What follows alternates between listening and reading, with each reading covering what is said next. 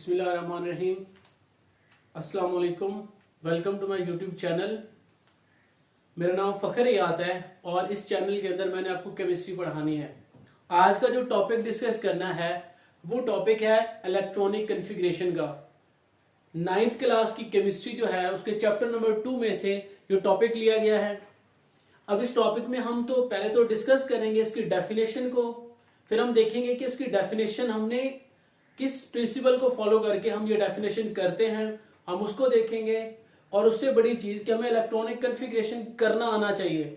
उसको समझने के लिए हमें एटम और उसकी स्ट्रक्चर को समझना पड़ेगा।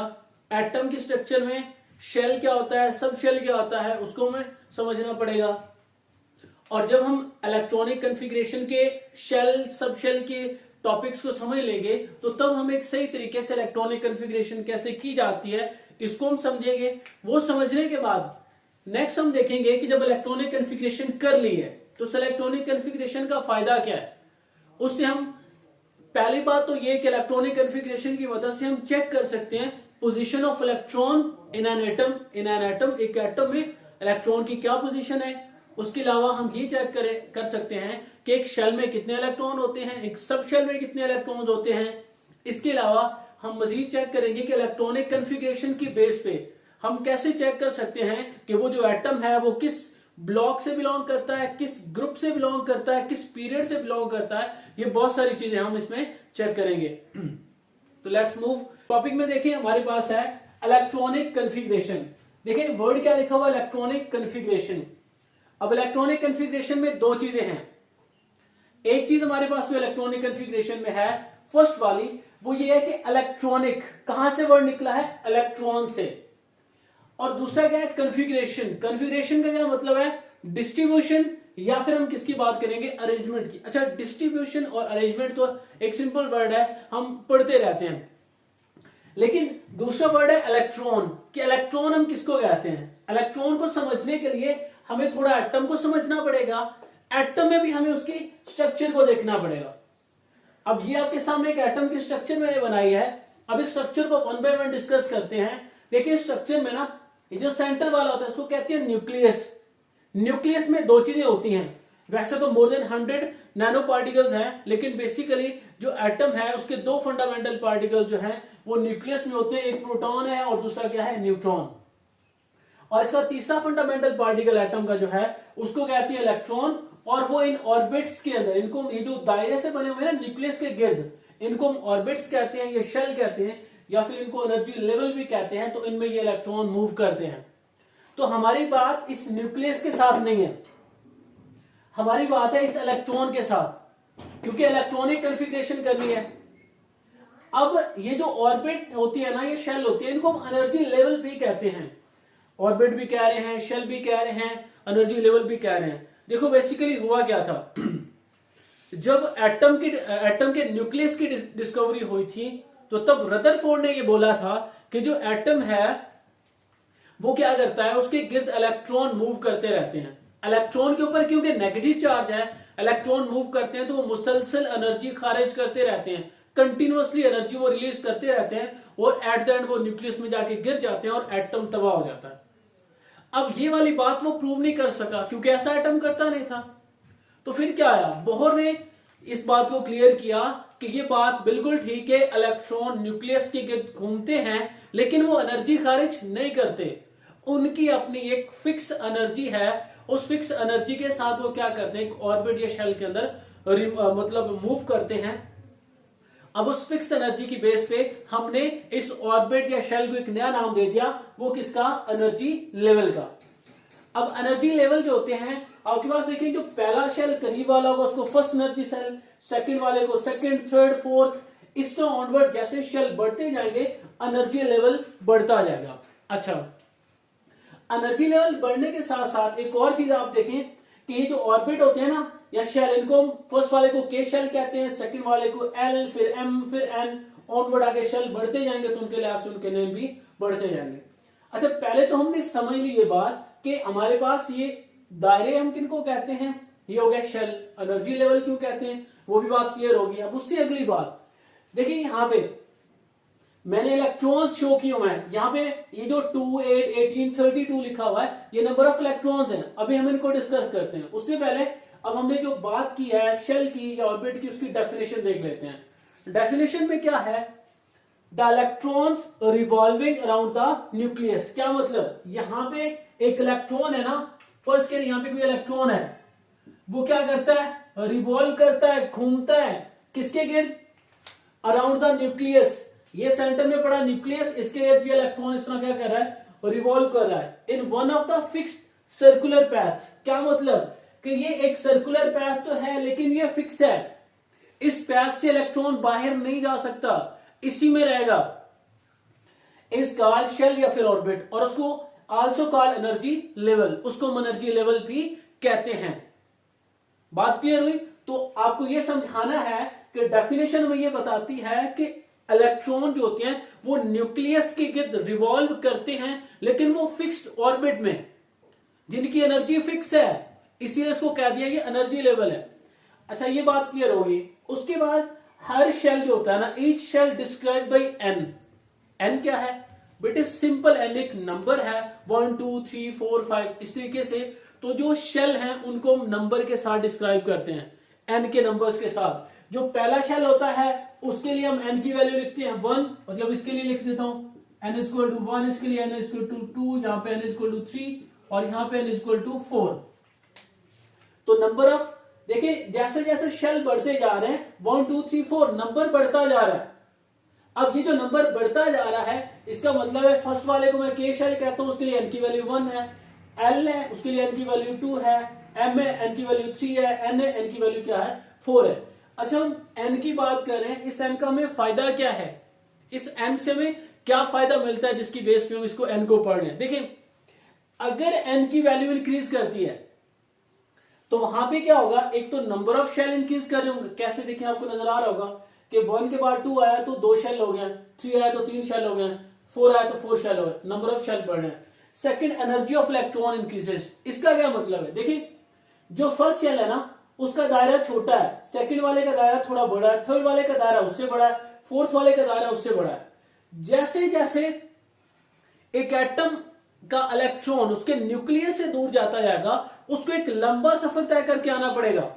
करीब था तो थोड़ा सा सफर करना पड़ा, अब लंबा सफर तय करने के लिए उसको ज्यादा एनर्जी चाहिए, तो इसीलिए नंबर जो एन की वैल्यू है उससे बढ़ने से उसकी एनर्जी भी क्या है, बढ़ जाती है। सेकंड, थर्ड वाला distance between nucleus and electrons, वो भी क्या करता है, इंक्रीज करता है। कैसे, देखो ये शेल बढ़ा, इन दोनों में डिस्टेंस कम है, एक और शेल बढ़ गया डिस्टेंस बढ़ गया, और एक और शेल बढ़ गया और डिस्टेंस बढ़ गया। देखो नंबर ऑफ शेल बढ़ते गए तो उससे क्या हुआ कि उसका डिस्टेंस जो था वो न्यूक्लियस से वो भी बढ़ना शुरू हो गया। तो जो एन की वैल्यू हमें वो 3 चीजें बताती है। अगर उसकी वैल्यू इंक्रीज करती है तो हमारे पास नंबर ऑफ शेल भी इंक्रीज करेंगे, एनर्जी ऑफ इलेक्ट्रॉन्स भी इंक्रीज करेगी, और distance between nucleus and electrons वो भी क्या करेगा, वो भी इंक्रीज करेगा। तो ये तीनों चीजें इंक्रीज करने के साथ साथ, अब उससे अगली बात, हमने इलेक्ट्रॉन बार बार मैं रिपीट कर रहा हूं, अगली बात ये कि मैंने यहां पे लिखा था कि जो फर्स्ट शेल है उसमें 2 इलेक्ट्रॉन होते हैं, सेकंड वाले में 8 है, थर्ड वाले में 18, फिर 32। हमारे पास एक फार्मूला होता है number of electrons in a shell, कि हमारे पास कोई शेल है उसमें नंबर ऑफ इलेक्ट्रॉन्स हमने देखने हैं कि उसमें नंबर ऑफ इलेक्ट्रॉन्स कितने हैं, तो वो चेक करने के लिए ये वाला फार्मूला 2n²। तो यहां पे आपको एक चीज की समझ आएगी कि हम शेल क्यों पढ़ रहे हैं। यहां पे n की वैल्यू 1, 2, 3, 4 के पढ़ने के पीछे रीजन क्या है, जैसे हम नंबर ऑफ शेल को डिस्क्राइब करते हैं, n की वैल्यू हमें ये बता देती है कि उसमें नंबर ऑफ इलेक्ट्रॉन कितने होंगे। k के लिए n की वैल्यू 1 है तो उसके लिए उसमें इलेक्ट्रॉन आ जाएंगे, उसके n की वैल्यू इस फार्मूले में लगाते हैं 2, 8, 18 और 32। इस तरीके से हम क्या कर सकते हैं, उसकी वैल्यूज को कैलकुलेट कर सकते हैं कि एक शेल के अंदर कितने इलेक्ट्रॉन्स होते हैं। तो आज जो है फिलहाल यहां तक जो हमने डिस्कस किया है वो बात यह है, हमारे पास शेल क्या होता है उसकी हमने डेफिनेशन पढ़ी। शेल के बाद हमने ये देखा कि शेल में एन किस लिए हम यूज करते हैं, वो एन जो है वो ईच शेल को डिस्क्राइब करता है, एन की वैल्यू बढ़ती जाएगी तो क्या होगा। उसके अलावा हमारे पास अगर एन है तो हमारे पास ये फार्मूला है नंबर ऑफ इलेक्ट्रॉन्स को कैलकुलेट करने का, तो हम नंबर ऑफ इलेक्ट्रॉन्स को अगर कैलकुलेट करना ये फार्मूला लगाएंगे और इस फार्मूले में n की वैल्यू कहां से आएगी, वो हमारे पास शेल के लिहाज से आएगी। पहला शेल होगा तो n की वैल्यू 1, सेकंड वाला 2, थर्ड है तो 3 ऑनवर्ड ये बढ़ती जाएगी। तो इस तरीके से हम क्या कर सकते हैं, हम एक शेल को डिस्क्राइब कर सकते हैं। तो आई होप सो यहाँ पे आपको शेल की समझ आ गई होगी। अब नेक्स्ट हमने बात करनी है वो क्या है, सब शेल। पहले डेफिनेशन करते हैं, उसके बाद नेक्स्ट हम मूव करते हैं। सब शेल की डेफिनेशन ये है कि शेल आर एनर्जी लेवल, मतलब हम एटम को के ऑर्बिट्स को शेल भी कह देते हैं और एनर्जी लेवल भी कह देते हैं। Divided into sub shell or sub energy level, जिनको मजीद क्या किया जाता है, डिवाइड किया कर दिया जाता है सब शेल्स के अंदर, या फिर उनको सब एनर्जी लेवल का नाम दिया जाता है।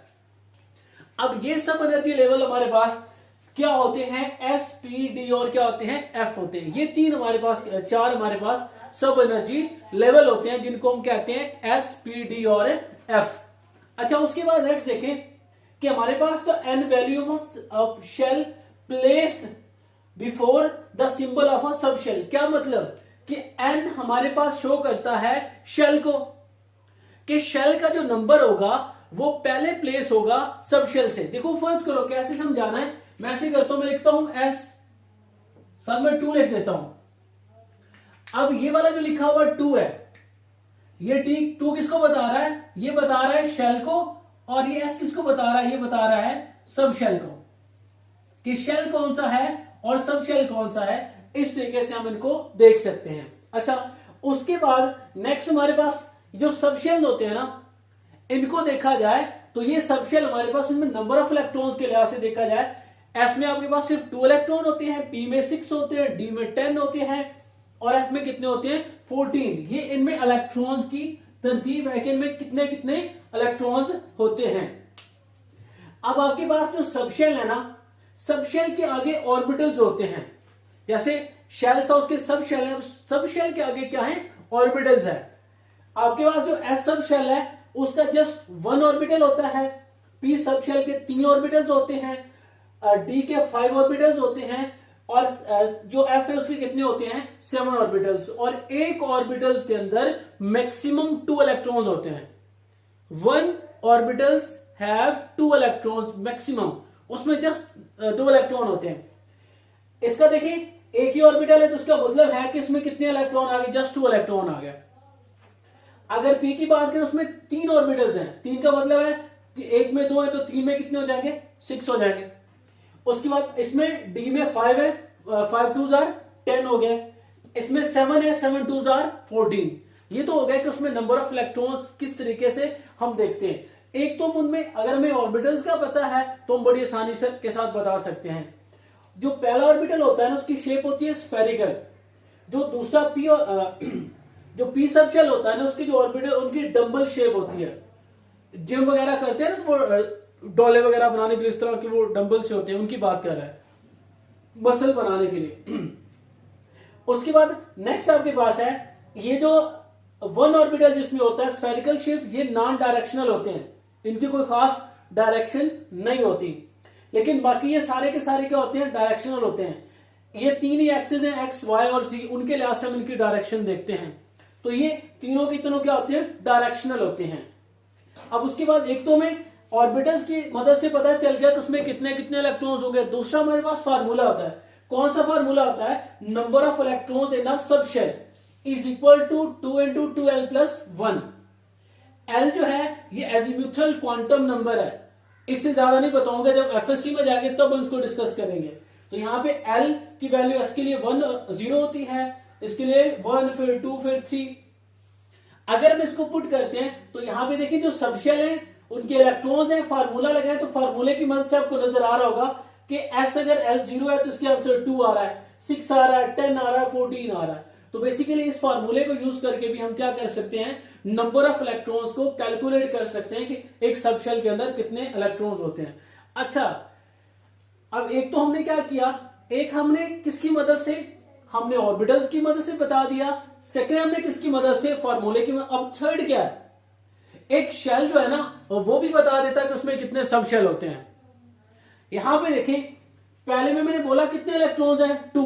अगर 2 इलेक्ट्रॉन्स हैं तो इसका मतलब है कि इसमें कौन सा सब शेल होगा, एस। एस के अलावा और कोई नहीं होगा। और पहला शेल है इसलिए इसको हम 1s काउंट करेंगे। अब सेकंड में कितने आ रहे हैं? 8 आ रहे हैं। 8 का मतलब है कि सब शेल तो हमारे पास यही है।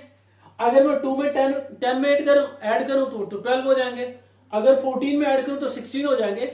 अब इसका मतलब क्या बचे? 2 और 6 को ऐड करेंगे तो टोटल कितने हो जाएंगे? 8 हो जाएंगे। इसका मतलब है 8 का मतलब है कि इसमें S और P दोनों सब शेल हैं। और इसके साथ देखिए मैंने 2 लिखा हुआ। 2 क्या बता रहा है? उसका शेल नंबर बता रहा है कि कौन सा शेल है। देखो दोनों को काउंट करेंगे तो टोटल कितने हो गए? 8। थर्ड वाला देखिए कितना आ रहा है? 18। 18 का अगर फिनोमेना देखें तो यहां पे देखिए 2 और 6 को अगर मैं 14 के साथ ऐड करता हूं तो बात नहीं बनेगी। 2, 6 और 10 अगर हम करेंगे तो टोटल हमारे पास कितने हो सकते हैं? 18। तो यहां पे S, P और D ये तीनों आ जाएंगे। अब S में देखिए 2 इलेक्ट्रॉन होते हैं, P में 6 है, D में 10 है, टोटल कितने हो गए? 18 इलेक्ट्रॉन हो गए। अब उसके बाद लास्ट वाला रह गया 32। 32 में देखें अगर इन सबको काउंट करेंगे ना तो 32 हो जाएंगे। तो इसका मतलब है कि सारे के सारे S, P, D और F चारों आ जाएंगे और उनको काउंट करेंगे तो उसके टोटल नंबर ऑफ इलेक्ट्रॉन उसमें कितने हैं वो हमारे पास आ जाएंगे। अच्छा बात जो है बात ये है कि हमने देखना था कि शेल क्या होता है और दूसरा सब शेल क्या होता है। हमने बड़े अच्छे से देख लिया शेल क्या होता है और दूसरा सब शेल क्या होता है। आपने ये वाली बात माइंड में रखनी है। उसके अलावा शेल देखिए यहाँ पे इसके साथ 1 है तो 1 के शेल को शो कर रहा है, 2, 2 लिखा हुआ है तो एल शेल को शो कर रहे हैं, 3, 3, 3 लिखा हुआ तो एम शेल को शो कर रहे हैं, 4, 4, 4, 4 लिखा हुआ है तो एम शेल को शो कर रहे हैं। तो बात यहां पे थी कि अगर हमारे पास एक सब शेल है उसके साथ लगा हुआ नंबर जो है वो बताता है कि शेल कौन सा है, वो बताता है जो उसके साथ सिंबल जो होता है वो बताता है कि सब शेल कौन सा है। तो यहां तक आई होप सो कि आपको समझ आ गई होगी कि एक शेल क्या होता है और उसके बाद दूसरा सब शेल क्या होता है। अब हमने डेफिनेशन की तरफ आना है, उसको समझना है कि वो डेफिनेशन हमें क्या बताती है। देखो डेफिनेशन में क्या लिखा हुआ है? The arrangement or distribution of electrons, वही वाली बात जो बिल्कुल शुरू में की थी, into shell or sub shell of an atom. कोई एक एटम है उसके इलेक्ट्रॉन्स को हम डिस्ट्रीब्यूट करते हैं शेल के अंदर और सब शेल के अंदर। उसको किसका नाम देते हैं? उसको सिंपल हम नाम देते हैं इलेक्ट्रॉनिक कन्फिग्रेशन का। अब उसके बाद एक और डेफिनेशन भी हम इसकी कर सकते हैं, वो क्या है? The position of an electron in an atom, कि एक एटम में इलेक्ट्रॉन की पोजीशन को डिस्क्राइब करना जो होता है ना उसको हम किसका नाम देते हैं? इलेक्ट्रॉनिक कन्फिग्रेशन का। अच्छा बात यह है कि ये जो इलेक्ट्रॉनिक कन्फिग्रेशन है ये किस फिनोमिने पे, किस प्रिंसिपल पे काम करती है कि जब हमने इलेक्ट्रॉनिक कन्फिग्रेशन एक कन्फिगर करना है, अरेंज करना है तो हम किस चीज को देखते हैं? एक प्रिंसिपल है, अफबो प्रिंसिपल का उसको नाम दिया जाता है। इसके मुताबिक है electrons fill the lowest energy subshell, कि इलेक्ट्रॉन है उन्होंने जब फिलिंग करनी है तो पहले को कौन सी फिलिंग करेंगे? लोएस्ट एनर्जी सबशेल अवेलेबल, जो उसको पहला शेल जो लोएस्ट एनर्जी वाला शेल होगा उसमें इलेक्ट्रॉन की फिलिंग पहले होगी available to it, and then higher energy subshell, उसके बाद कौन से होंगे? हायर एनर्जी सबशेल होंगे जिनकी एनर्जी क्या होगी? ज्यादा। क्या मतलब इसका? देखो फर्स्ट एस की बात करें तो ये पहला शेल है। मैंने बहुत पहले आपको बता दिया कि जितना गैप बढ़ता जाएगा एन की वैल्यू बढ़ती जाएगी, एनर्जी बढ़ती जाएगी। तो जिसकी एनर्जी सबसे कम होगी उस सब शेल को हम पहले लिखेंगे, उसके बाद जिसकी एनर्जी ज्यादा होगी उस सब शेल को उसके बाद, फिर उसके बाद ऑनवर्ड हम आगे मूव करते जाएंगे। तो यहां पे देखें ये मैंने लिखा first 1s less than 2s less than 3s less than 3p less than 3d। क्या मतलब कि हमारे पास जैसे हम KLMN की तरफ जाते जाएंगे, जैसे हमारे पास ये 1, 2, 3 बढ़ता जाएगा वैसे वैसे उनकी एनर्जी भी बढ़ती जाएगी। और जब भी फिलिंग करेंगे हम कभी ऐसा नहीं करेंगे हमारा फर्स्ट इलेक्ट्रॉन इस 3D में डाल देंगे। हमेशा देखेंगे कि 3D से छोटा कौन सा जिसकी एनर्जी कम है, अगर वो कंप्लीटली फिल होगा तो फिर हम उसको फिल करेंगे, अदरवाइज उससे पहले वाले शेल जो होते हैं उनकी हम फिलिंग करते हैं। अब ये हमारे पास था कि अपोलो प्रिंसिपल हमें क्या बताता है। अब उससे अगली बात डेफिनेशन की समझ आ गई। जो मेन काम है ना, जो इतना कुछ बताने के पीछे जो रीजन थी सबसे बड़ी, वो आपको ये पता करना था कि इलेक्ट्रॉनिक कन्फिग्रेशन जो है कैसे कर सकते हैं, उसमें क्या क्या चीजें जिनको देखना पड़ेगा। शेल की बात कर ली, सब शेल की बात कर ली, अब हमने उसको अरेंज करना है। ये एक डायग्राम है, हम इसको फॉलो करते हैं।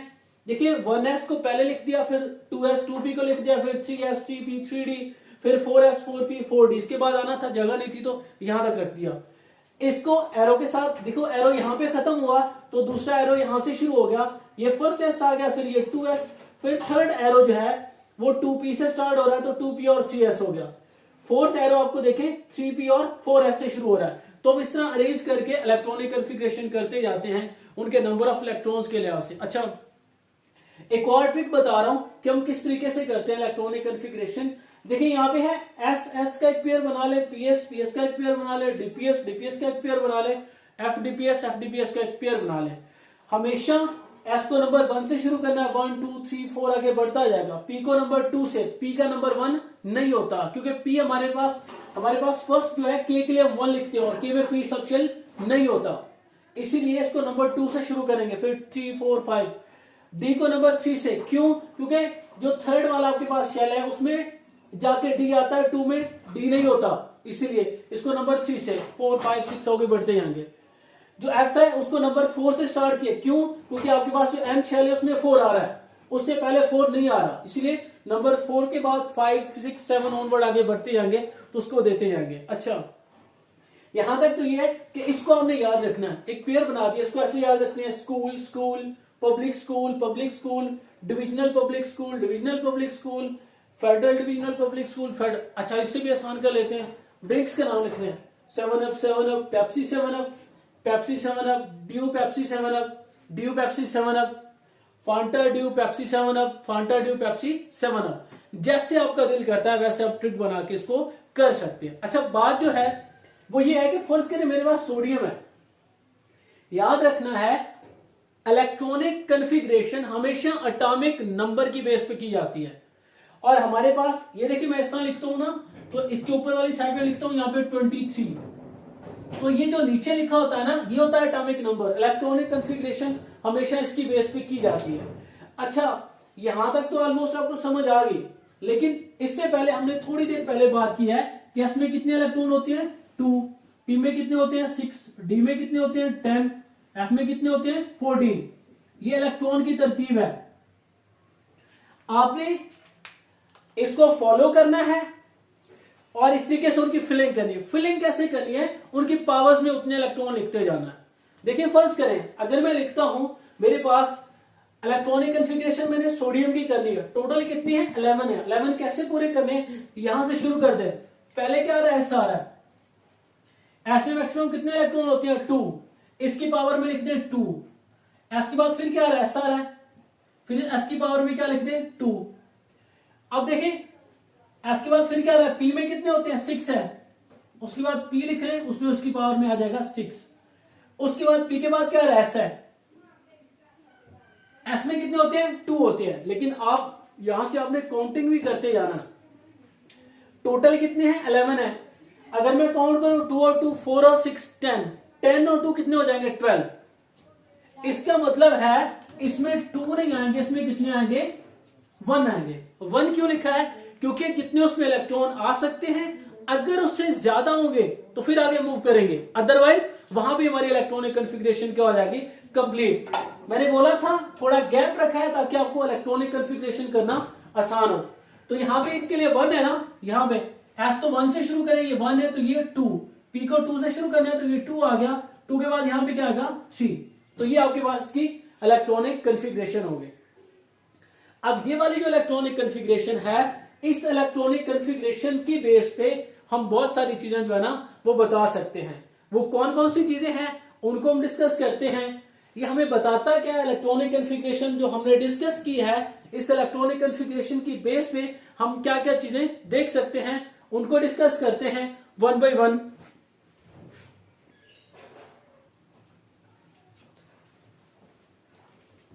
ओके, इसमें देखें we should know about following 3 things, मतलब जो इलेक्ट्रॉनिक कॉन्फ़िगरेशन की है इसकी बेस पे हम क्या क्या चीजें देख सकते हैं। पहली बात तो ये कि हमें पता चल जाएगा number of electrons in an atom, कि एक एटम में नंबर ऑफ इलेक्ट्रॉन्स कितने होंगे। अगर मैं सोडियम को भूल जाऊं, इलेक्ट्रॉनिक कॉन्फ़िगरेशन आपके पास लिखी हुई है, वो कहते हैं कि बताएं नंबर ऑफ इलेक्ट्रॉन्स कितने हैं, तो आप आसानी से बता सकते हैं इनको काउंट करके 2 और 2 4 और 6 10 और 1 11। तो आप बताएंगे इलेक्ट्रॉनिक कॉन्फ़िगरेशन की बेस के कि सोडियम में नंबर ऑफ इलेक्ट्रॉन कितने हैं। Second, sequence of shell and sub shell according to their energy level. देखो एक सीक्वेंस बनाई गई है, फर्स्ट वाला पहले आ रहा है, फिर 2 वाला आ रहा है, फिर 3 वाला आ रहा है। तो इस सीक्वेंस का हमें पता चल जाता है कि कौन सा शेल कौन सा सब शेल पहले लाई करेगा, कौन सा शेल कौन सा सब शेल बाद में लाई करेगा, इसका भी पता चल जाएगा। उसके बाद the maximum number of electron that can placed in different shells, number of electrons का पता चल जाएगा कि एक शेल या एक सब शेल के अंदर कितने हो सकते हैं। क्या मतलब, यहां पे ऐसा रहा है ना, तो x की पावर 2 है, इसका मतलब इसमें मैक्सिमम 2 इलेक्ट्रॉन आ सकते हैं। ये देखिए 2 और 2, इसका मतलब ये दोनों सेकंड शेल की बात करें तो सेकंड शेल में काउंट करें 2 और 6 कितने हो गए, 8। तो आपको यह भी पता चल गया कि एक सब शेल में कितने इलेक्ट्रॉन होते हैं, साथ में इलेक्ट्रॉनिक कन्फिग्रेशन की बेस पे जिनका सेम नंबर होगा, मतलब वो सेम ग्रुप से बिलोंग, सेम पीरियड से बिलोंग करते हैं। क्या मतलब, उनका सेम शेल भी होगा। कैसे, ये देखें 2 और 2 एक ही शेल की बात हो रही है, इसका मतलब इनके इलेक्ट्रॉन्स टोटल एक शेल में आएंगे। तो इसकी मदद से हम ये भी चेक कर सकते हैं। अब उसके अलावा मोस्ट इंपॉर्टेंट, जहां पे बच्चों को हमेशा टेंशन होती है, देखिए यहां पे लिखा हुआ है ब्लॉक, ग्रुप और पीरियड। ये भी आप बता सकते हैं कि वो हमारे पास जो एटम है वो किस पीरियड से बिलोंग करता है, किस ग्रुप से बिलोंग करता है और उसका कौन सा ब्लॉक है।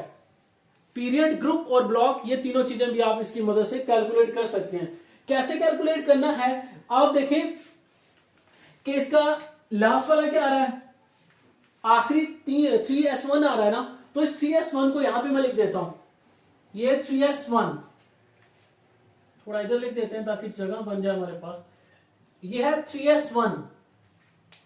अब यहां पे लिखा हुआ ये जो इसकी पावर में है ना, जो इसकी क्या लिखा हुआ है, पावर में लिखा हुआ है, ये बताता है ग्रुप नंबर को, और उसके साथ ये जो लगा हुआ है ये बताता है पीरियड नंबर को, और ये आपका क्या बताता है, ब्लॉक बताता है। मतलब ये देखें कौन सा ब्लॉक होगा। अब आपसे ये पूछा जाए कि सोडियम का ग्रुप बताएं, तो आपने क्या कह देना, एक इलेक्ट्रॉन है तो उसका मतलब है फर्स्ट ए होगा। ब्लॉक कौन सा है, आखिरी शेल है, सब शेल में जा रहा है तो एस ब्लॉक होगा। पीरियड नंबर साथ में 3 लिखा आ रहा है तो पीरियड कौन सा होगा, थर्ड होगा। आप इस तरीके से बड़ी आसानी के साथ बता सकते हैं कि उसका पीरियड कौन सा होगा, उसका ग्रुप कौन सा। अच्छा, कंफ्यूजन कहां पे आती है, बात को थोड़ा अच्छे से अंडरस्टैंड करना है कि आपने इलेक्ट्रॉनिक कॉन्फ़िगरेशन की, आपके पास देखना है लास्ट वाला बड़ा नंबर कौन सा आता है।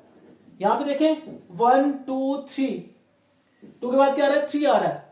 अब जो 3 है वो आपका सबसे बड़ा नंबर है, इसका मतलब है कि आपका वैलेंस शेल 3 से बिलोंग करता है, आखिरी शेल 3 से बिलोंग करता है। तो यहां पे देखें आपने फिर इसको देखना है, ये साथ में लगा हुआ 3 आपका पीरियड नंबर बता देगा, ये एस आपका ब्लॉक बता देगा, उसकी पावर में लिखा हुआ क्या बता देगा, उसमें नंबर ऑफ इलेक्ट्रॉन्स कितने होंगे, उसकी बेस पे हम उसका ग्रुप बता देते हैं। अच्छा, एक और एग्जांपल देता हूं जिससे ये बात और क्लियर हो जाए। फर्ज करें मैं लिखता हूं ऑक्सीजन है, इसका एटॉमिक नंबर होता है 18।